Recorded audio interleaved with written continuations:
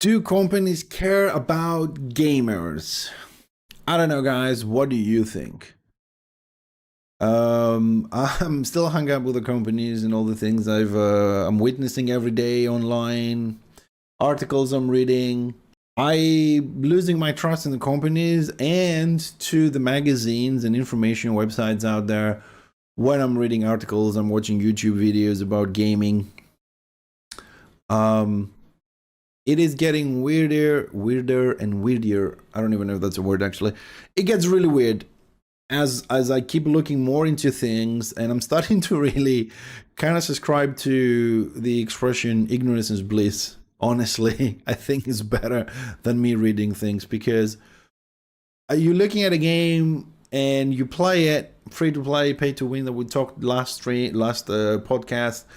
Whatever the category of the economical model they're using is, and you're thinking this is a bad game. It has this is wrong with this is wrong with this is wrong with this. And not just because, I'm weird, but you're looking at reviews on different platforms and forums and, wherever people can express themselves about leaving their comments about the game. And you get something like 65-70% negative reviews and comments. Then, I'm not crazy, basically, And do they care, or do they just care how much money they're going to get? Do they care about the quality of life of gamers anymore like they used to? There used to be a great support. You contact support and you get an answer. I don't know what happens these days. And also, just to start with, they don't trust the reviews anymore. Goes to the point that you notice people saying negative things about the game and then they give it thumbs up. You notice reviews on YouTube where you start watching it and they really praise the game and what you can find in the game and how nice the game is. And then you look on the comments or the end of the stream and say, thank you very much for the sponsors. And the sponsor of the video is the game itself. So basically, if you take money from the company that owns the game, of course, your review is not going to be negative. That would be kind of like suicidal for the person doing the review. Same goes for articles online. And then it makes me wonder, can I trust the other reviews from this person for other games? Does it always tell us that it's sponsored or not? It could, because you could have taken money and don't say it's sponsored and then gives a good review and you should be giving a bad review. I mean, the guy is doing the job, trying to make money and live and whatever. I'm not going to judge that, but do I trust anything they record? Do I trust anything they write? I don't know. And that is like, that goes over to the companies that I want to talk about, because they are misleading us through that to buy their game and try and convince us to sell money. But do they care about the quality of life, the quality of gaming? I really don't think so. But how can we tell if a company cares about the players, not the players, but the quality of the gaming they provide to players and the quality of life? You may be wondering, what do I mean by quality of life? I mean things like being protected by harassment, be protected by hacking and abuse of mechanics in the system, being protected by, advertisement, gold spammers, bots, all those things that affect your gameplay, and therefore the quality of the gameplay and affect your gaming quality life. I don't know if there's a system that you can check, but personally, allow me the term, devise the way to check how much a company cares about the gamers and the players, based on how easy it is for the gamer, for the player, to access certain information and to access or have access into reporting all those things that I just mentioned, how easy he or she can report those things. From looking at their websites, how easy it is to navigate websites, how easy it's to get the game.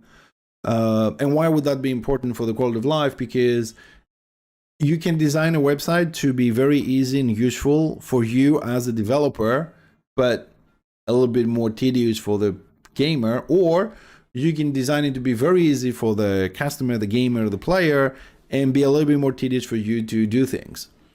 There will be some generalizations as we go along. Of course, not all companies or anything like that, but I'm just trying to get some points across. So if we start with the websites, you can go to the website and you want to download a game. So you're going to see a nice little big button that says download game. Let me just say something, because I just recently realized this. It says download game. I thought about it recently, and I've never actually downloaded any game by clicking download game. I don't know if you guys have, because what you download is not an executable file to install the game, therefore download the game. You're actually downloading an installer which you're going to install, and then that is going to download the game for you. And I was just wondering, you know, silly as it may be, why they don't say download installer but download game. You don't actually download a game. And I would say that is the first lie they're telling me. They're telling me click here to download the game, which in reality I'm not. They're already lying to me. Second, when it comes to websites, is of course you're going to play any game these days, being online and all that, you're going to need an account. So you can download the game sometimes if you don't make the account. Personally, I would prefer if I can download the installer, install the game, and when I run it says you need an account.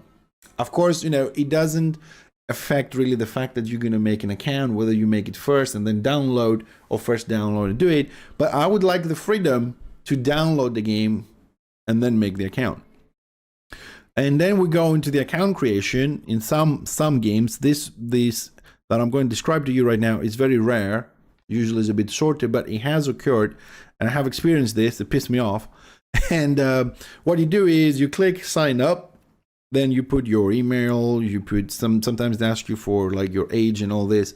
Then you click sign up, and you're gonna get this little captcha thingy with a lot of photos that you might have to solve 2-3 of them, which is annoying. And when you do that, you're thinking, yeah, okay, I can download this, but no, you have to first go and validate your email. So you open up your browser and you go to your emails and you say, yep, click here, validate. And you're thinking, yeah, I can download now. But no, it redirects you over to the website, and then they start asking you for like your address and this and that and postal codes and all this. It's very rare, I say again, but this has happened to me. And then you spend that 10-15 minutes doing that, and then they say, fine, now we're done. And then you click done. Crap! There's a freaking thing popping up on your screen with a freaking survey, and like, no, skip this. It's an extra move as well. And you're good. Then you start downloading the game, right? And you're excited. You're like, yeah, I'm done with all this crap now. I'm going to download this. You install this installer little thingy. It starts downloading things. In the meantime, of course, you get all this information on your installer about the game and updates and patches and upcoming games and ads and whatever. And it downloads the game, installs the game, and it says, click here to play. And you're thinking, yes, this is the moment I've been waiting for. And you click play, and there's a freaking window pop up on the installer and says validating files. Like, what the f is this? Well, you can't do anything. You're just waiting for this thing to validate.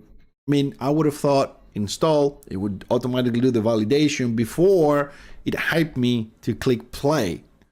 Anyways, you wait for this. It finishes and says click here to play. You're like, okay, there has to be nothing else here. I'm going to play. And you click play, and there's this freaking pop-up window comes up and says, checking for updates. Update found. Downloading update. And I'm like, I don't know what to break right now. You know? And you're thinking, they could, I just downloaded this installer. They could have incorporated this update into the file so I don't have to do it. Anyways, it is a 30 gig update, so you wait the 5, 10, 15, 20 minutes, depending on your connection, to download, and then automatically goes into validation again, and then says, after an hour, click here to play, and then you can go and play the game. And you go into the freaking game, dudes, and the servers are down, not for maintenance, they're just down. You know, I don't know. This is a story that usually it doesn't happen. It has happened to me twice in games. So that is a company I don't want to deal with because they're doing everything wrong. They're just playing with my time. you know.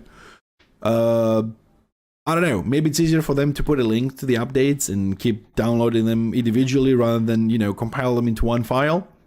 You know. Then we go to see what happens in game. All right, and we talked about if they care about our quality of life, depending how easy it is for us to access. Now, there are two distinct categories in this.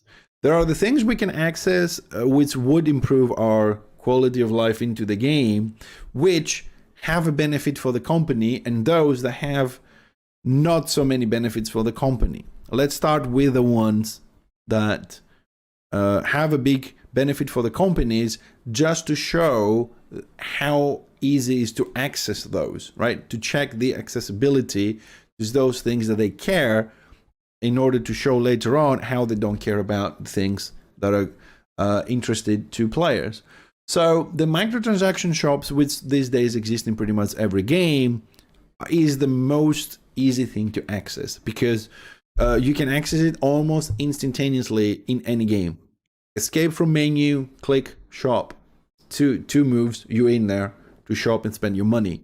Or even less, one click, when they keep dropping little flashy boxes on the bottom right, bottom left, middle of your screen saying, you know, check out the shop, or offer of the day, you have 2 hours to buy this, and then, you know, half an hour later, there's only 2 hours left to buy this, and then half an hour later, 1 hour left, 30 minutes, 10 minutes left, go buy now, you're running out of time. You know, the pressure is there, and the only thing you have to do is click the little button that says offer or buy, and you instantly go there.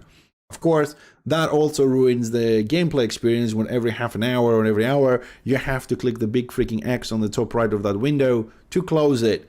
And imagine how annoying that's going to be. You're killing a boss and pff, a window pops up on your freaking screen. Not all games have that, but it is out there as an example of not caring about your quality of life and quality of gaming when they pop up all these little things. Even if it's a little tiny flashy window on the bottom right of your screen or bottom left, which doesn't affect what you're doing in the game so much, your eye is still going to catch it. Your mind is still going to go and see it, and you might wonder what it is, what, you know, you want to click it to do something else. So that is very easy, very fast, accessible. The other thing you can access very fast in a game is reporting bots, which usually you can either, if you play a game that it's broken down into regions and everybody shows up on the chat, right click on the chat, report bot, or click the actual character avatar in the game and right click on the option, report bot. 2 moves, very fast. This affects the company massively, both on, you know, server load and things like that, and also affects a little bit the players. When you have a lot of bots, they farm your mobs, they farm your materials, and, you know, you have to wait for the respawn, therefore creating a bad gaming experience, therefore worse quality of life in the game. So that's easy to report. The other thing it is very easy to report, which also affects companies, is spammers in the chat, which, you know, you're trying to have a chat with somebody or ask for advice, and the chat just keeps flashing, but people are spamming from advertisement, for selling gold and this and that. Right click, report spammer, most games. That affects the developers as well if they are trying to moderate a channel, not through PMs, but on that, then all this message disappears. So that affects the company as well. Easy access. And finally, we have, which is on the interest of the company as well, we have gold farmers, gold sellers and all that. That is a priority for them because they definitely want you to buy things from the shop instead of using in-game money. So having gold farmers is a bad thing. Right click, report them, you're done. So all those things we've mentioned so far, it's easy to access from 1 click to 2, maybe 3 clicks in the game, which improve partially your quality of life and a lot the things the companies want. But what happens when you want to report a hacker, an exploit, an abuser on the game mechanisms and things like that? As in real life, so in games, you need to have proof. Unfortunately, or thank God, games are not meant to be like real life. They're meant to be more fun, more easy, because you're there to relax after work, have some fun, enjoy yourself, not a job as a lawyer. So if you want to report a hacker or an exploit or anything like that, you can't just go in the game as you did before and go right click, report suspected. I'll use this word because that word should say suspected hacker or suspected exploit. All right. And in my opinion, it should be that easy. Right click, suspect hack, suspect exploit.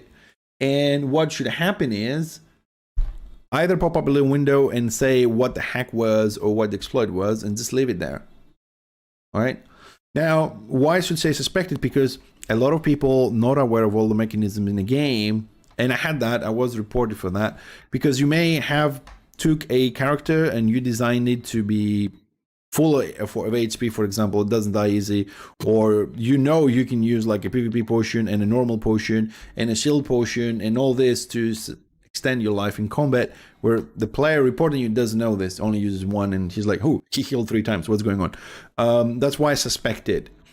However, it should be easy to be reported. And I would personally, what I would have done is, if somebody was reported for hacking or exploits, of course, pop up a window and say what the exploit is, so you have an idea, of course, as a developer to look into it, or just don't do anything about it and wait until make a point system. If like 20 people or 10 people, 5 people, whatever you feel is the right number, report a person for exploiting or hacking or anything like that, then, spend the resources to look into it. Not just every time somebody says something, but maybe a point system. If you're reported 4, 5, 10 times, then the company will actually spend time to look into it to make sure that those accusations are legit. Personally, I prefer the point system with the little window popping up. It's fast and easy, speed hack, wall hack, just that. You don't need anything else to do. And then the player would feel good that he's done his job to protect his own game and quality of life, and the company doesn't spend the resources immediately unless, it's a validated action to take. But what does happen in that situation is that they force you, some games, to go outside of the game. All right. So in game, you say right click, support, report hacker. Okay, there we go. Click. It takes you over to the website, and then the frustration starts. You stop playing your game because you're already out of the game, and then so quality of life in game is gone. You're outside of the game, and then you start running through things saying, "What would you like to report?" Drop down menu, hacking. Which part of the game? The hacking. Combat, PvE, auction house, whatever. Click that. Then you go underneath there and says, please provide a short description of the problem. I don't know, he was killing me all the time and he wasn't losing any life. We had 6 people hitting him. I suspect he was hacking on God mode or whatever. And then you go to the next one and says, please provide evidence, photo, video. And like, seriously? I have to play a game and have a record button somewhere? Couldn't you just check the log or the combat log or something? You have the name of the character, you have the name of my character, you're recording everything. I mean, we're recording everyday life from cameras. You're telling me you can't find a combat log with this and check how the damage was distributed? How many of you play and you have a button on your computer to record or screenshot immediately anything you see? Plus screenshot, it won't work in this case because you're not showing someone standing on top of a building that he shouldn't be. We're talking about damages and all that, so you should have a video for the combat. How many of you run a game and then you have something like free bandit cam to record your cameras, or screen recorders at the whim? Go record before the combat, just in case somebody's gonna hack. I mean, you realize someone is hacking and cheating after the combat. How the hell are you gonna record that? I don't know. Unless you try and track the person down and get your ass kicked again and again in order to record the perfect video for them. So the point system, it would be a lot easier if he's constantly being reported. Same thing with spammers and things like that. So we don't have any good access when it comes to that to improve. So I don't feel this company cares, because if they going to look into these issues, they have to spend money, because they have to spare the people to look into it, and they want to spend money. They're just going to grab our money. Then when it comes down to harassment, I'm talking about player-to-player harassment as well. It's also very difficult to report shit. Like, seriously. Or they pretend they care about this kind of thing. I mean, look recently, the date of this podcast, what's going on with Blizzard? Harassment in game, harassment in the company, harassment this, harassment that. It's not very easy to report it. You can't just go escape menu, report harassment. You still have to go through the whole process of what is harassment, what they do, record this, audio, video, proof. I mean, it's a game. It should be a little bit more easy, or at least try and have some people, more under supervision, check the logs every now and then or whatever. But they don't care. They pretend they care, though, sometimes, because you will notice in some games what they do is you have all these lovely emotes, especially on PvP games, where you have things like make a rude gesture, slit their throats, chicken emote, spit on their faces, slap on their faces, and so on and so forth, which we can be considered, at least visually, harassment. And then the company comes and say, it becomes a big issue, a lot of people report this and that, and they go into it to do that, and they, instead of removing all the emotes that have been reported as harassment by players and what they consider harassment, they remove one of them, and now they have this excuse to say, but we took measures, we removed one of them. What about the other 5? What about the other 5? I keep getting harassed. Or people PMing or sending emails in the game, people saying, oh, you suck, you should quit the game, you uninstall this, you don't know how to play, all this toxicity on the community, which is harassment. And you report harassment, say, this person is harassing me on the chat, he's telling me quit the game, uninstall this. Imagine if that is a child. I mean, for me, being an adult, I've been these things so many times that most of you guys, we don't even care. We know the trick. Right click, block, and ignore the little bastard. But if it's a child, it can be a problem. And I would definitely like comments to be a bit more proactive on that. And it calls the GM, or, fills the harassment form outside of the whole game and all this. And then they ask for proof. I mean, hold on a second. I've just been harassed and you want me to, while I'm frustrated, angry, disappointed, dropping into depression, because some people are that sensitive, yes. You want me to, what?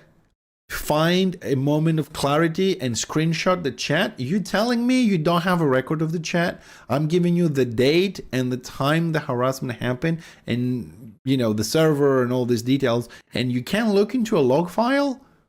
Yeah, you definitely don't care about me, so there you go. Uninstall. I see that quite often. I mean, this was triggered with the whole situation in Blizzard, to be honest, this whole thing inside me about this, but I've been to other games that they make it really hard for you to report. Like I said before, gold farmers, bots, verbal harassment, in-game harassment, things like that. You need all this proof, which physically, when it's happening, you're not going to have a record button ready, you're not going to have a screenshot button ready, you're frustrated, you're angry, and they're asking you for all these things, which they don't ask you.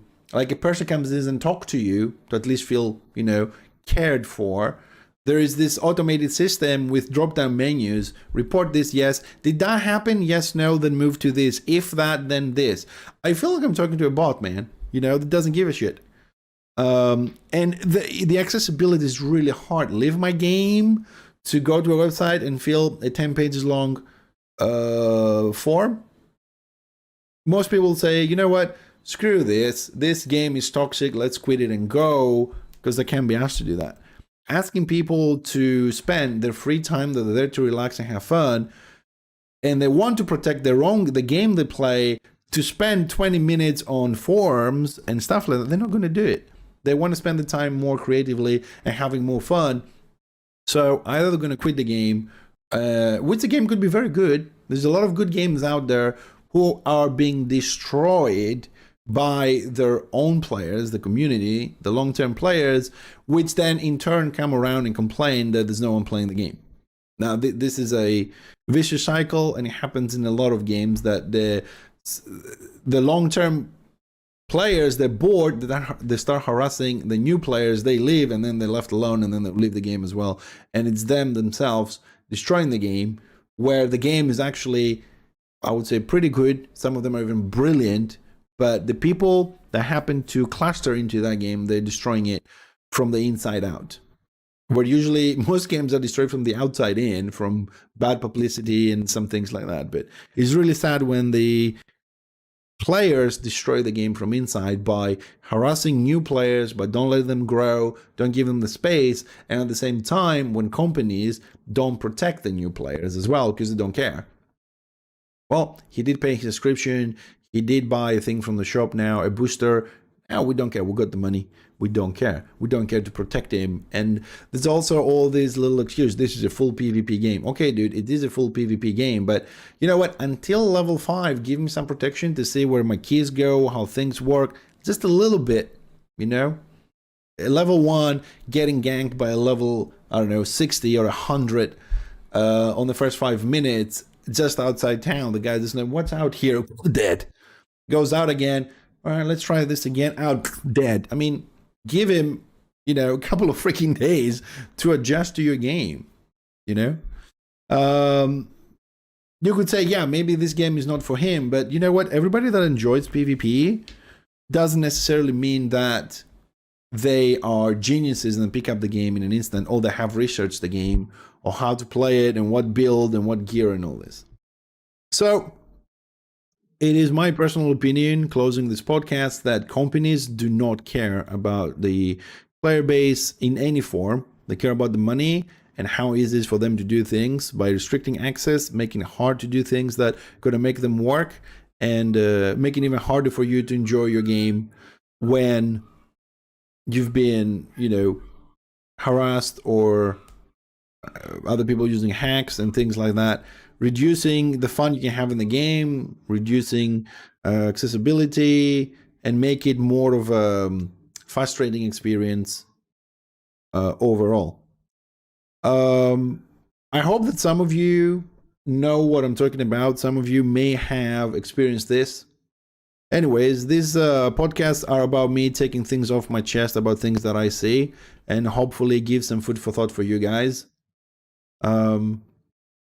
And that's all. That's all I have to say on this topic. I hope to see you guys on the next one. And before closing this, just like to say again, a big thank you to all the Patreons that are supporting us to keep doing this, and also to invite every single one of you to join us on Twitch, on FixxerTV, for some live gaming and chatting and chill together. Have a great day.